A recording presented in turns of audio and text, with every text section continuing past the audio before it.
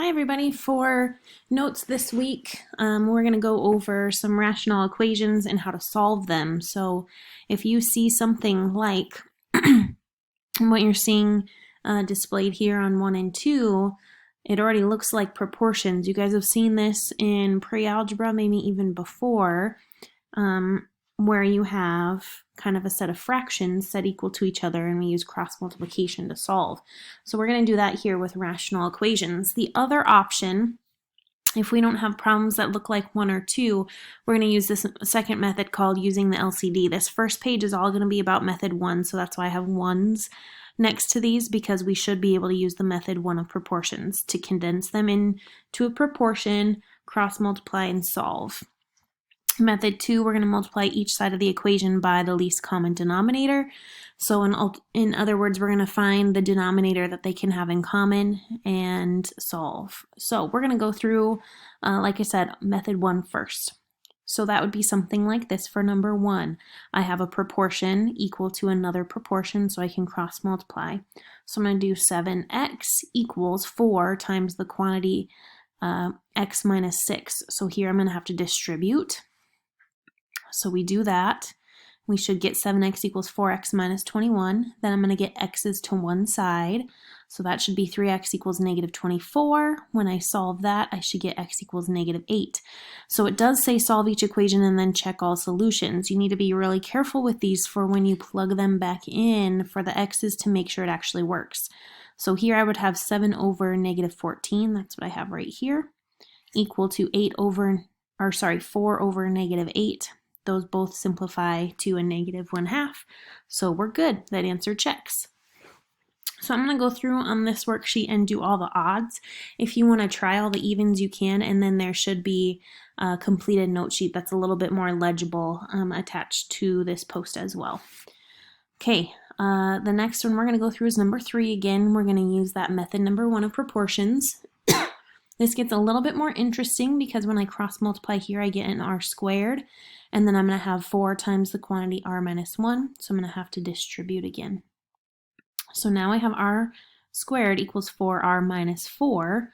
I want to get everything to one side with a quadratic to see if I can then factor, so I'm going to move the 4r and 4 over. So I should have r squared minus 4r plus 4 equals 0. So I'm looking for factors of positive 4 that add to give me negative 4. So those factors that are going to add to 4 multiply to 4, add to negative 4 would be negative 2 and negative 2, or you could write it as r minus 2 quantity squared, which means r equals 2. If we plug it in, I should have 2 over 2 minus 1, which is 2. And 4 over 2, which is also 2. So it works out 2 equals 2, checks. All right, next one is number 5. If we cross multiply here again, we should have y times y minus 5, and then 3 times the quantity y plus 8. If we distribute on both sides, we're going to have a little bit more of an interesting one going on here because it is going to be quadratic. So I should have y squared plus 5y on the left side, 3y plus 24 on the right. And then I'm just going to move everything to the same side. So I'm going to subtract this 3y over and subtract this 24 over because I want everything to be to the side with a positive y squared. So that gives me y squared plus 2y minus 24, and that should be equals 0. So we're trying to find factors of negative 24 that add to give me 2. I'm thinking 6 and 4 should probably work. Yep, and so I should have positive 6, negative 4, set those equal to 0. I should get 4 and negative 6. If I plug them in, they both should work. 4/3 over 12/9, which simplify to the same, and then negative 6/3 over 2 over negative 1. So those should both work out. Okay, next page, we're going to be working all with method 2. So if you notice, this number 7, this number 8, they are not just proportions, right? It's not one fraction equal to something that looks like another fraction. So what we want to do here then is find a common denominator. So if I'm looking at 3 and n and 6, I'm going to pretend like I'm trying to add all of those together or subtract all of them. I need a common denominator. So as much as I would like it to be small with 3, 6 is the bigger number and 3 can go into it. So if I multiply 3 by 2, I'll get to 6. This one has an n, so that means my common denominator is going to have to be 6n. So I can multiply this first one by 2n, I can multiply this second fraction by 6 on top and bottom, and I can multiply this last fraction by n on top and bottom. That's the long way. The short way is what was explained on the front of this note page with the method 2 that we're going to be using. We're going to find that least common denominator that we would change all of them into, and then the shortcut is we're going to multiply everything by it. Okay, so I'm going to take and distribute this 6n to each of these terms, and I'm going to show you kind of 2 ways to think about that. The first one is just multiplying the 6n across the top, right? So if I have my least common denominator, we've decided is 6n, I take 6n times 4 over 3, that gives me 24n over 3. Okay, distribute the 6n to the negative 7 over n. That's going to give me negative 42n over n. And then distribute the 6n to the 1/6. That's going to give me 6n over 6. So remember, when we're multiplying, we're just multiplying across the top. You can think of this as 6n over 1. Okay, so that's one way that people do it, and then they simplify from here. The other option, I kind of like to think about simplifying at the same time. So if I take 6n times 4/3, 6 and 3, this is cross-canceling, 6 and 3 can both be divided by 3. So what I would have left is a 2n times the 4 because the 3 canceled. So this is the other way that I'm going to write it, 2n times 4. And then the next one, the n's would both cancel when I distribute to this second term. So I would just have 6 times that negative 7. Okay, and then last, the 6's would both cancel. So I would just have 1 times n.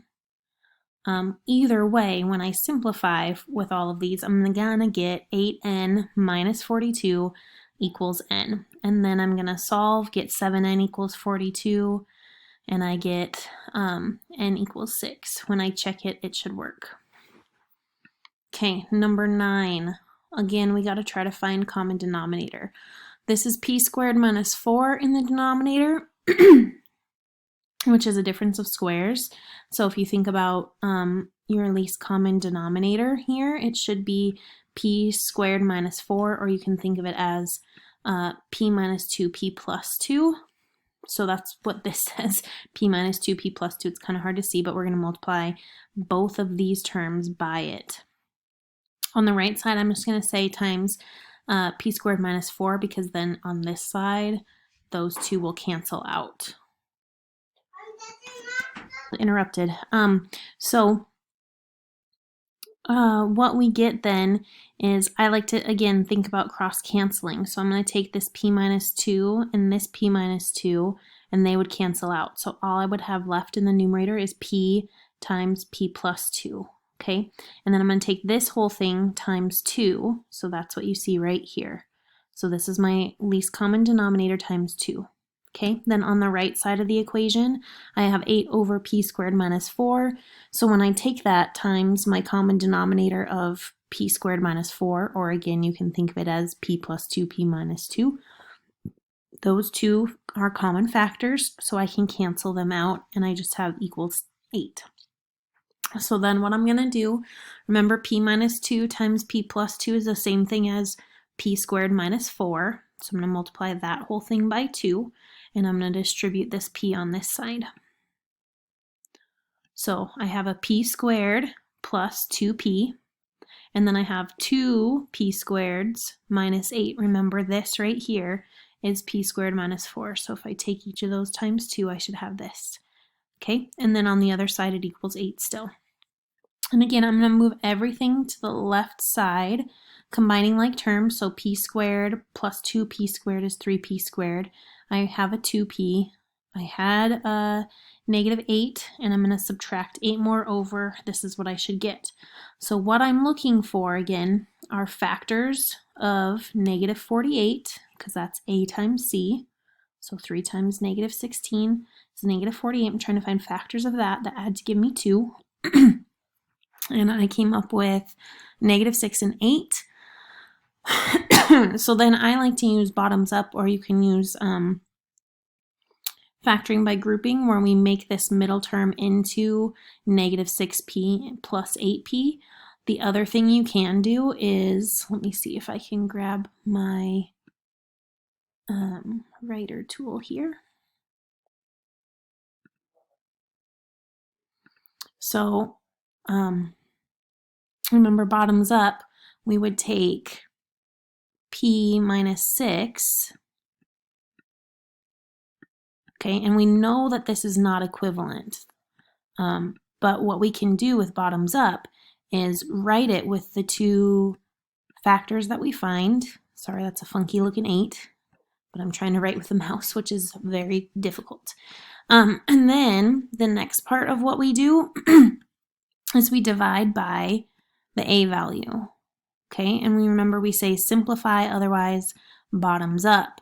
So to simplify 6 over 3, that's going to become my p minus 2, okay? This does not simplify, so what we do is we move the 3 in front. That's your bottoms up. So that's your 3p plus 8, okay? Then I can set each of those factors equal to 0 and solve for x, which is going to give me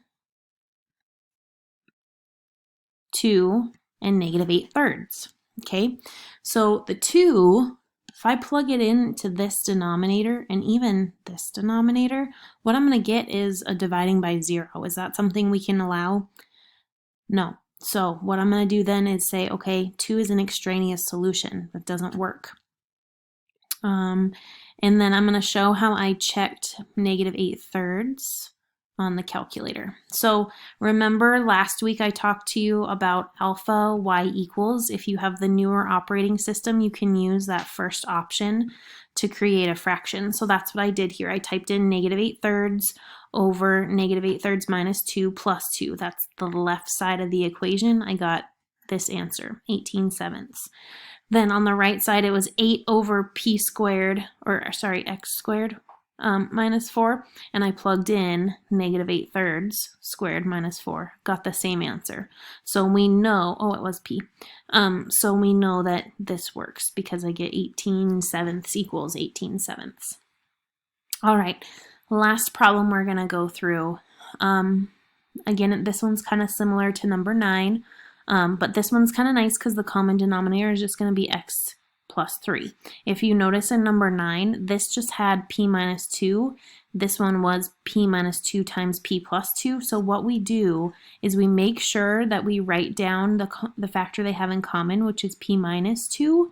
And then we have to add any factors that maybe just would be in one. Like this one just has p minus 2 and p plus 2. This just has p minus 2, right? So we have to write down both the factors, and that makes our common denominator. With this number 11, they both just have x plus 3 in the denominator, so we know already that that's your common denominator. So that makes life a little bit easier on this one. So we're going to multiply everything on both sides by x plus 3. So on the left side, the x plus 3's would cancel, so I'm just going to have x plus 6, and then equals, I'm going to have 2 times this quantity x plus 3, and then I'm going to have minus this quantity, because when I take x plus 3 and I'm dividing by x plus 3, those are going to cross cancel. So what I should be left with is this. Left side x plus 6, right side we take that 2 times this whole quantity, and then here I'm going to say minus 5x plus 12 because it technically is minus all of this in the numerator, and then the denominator cancels with what I'm multiplying by, which is my common denominator of x plus 3. Okay, so distribute, and then I'm going to combine some like terms. Okay, so if I distribute, check my math, I should get 2x plus 6. Combine like terms on that side, that should give me negative 3x minus 6. So then I'm going to move things around a little bit. I should have 4x equals negative 12. Okay, and then if I divide both sides by 4, I get negative 3. If I plug in negative 3 here, it's an extraneous solution. So what we would say for this one overall, and I forgot to write it, I'm sorry, would be no solution. So There's all my notes of just the odds. You can go through and double check the completed notes that has both the odds and evens with a lot more legible writing. Okay, remember the Zoom meeting tomorrow, so bring questions from any of this rational stuff that you've been working on if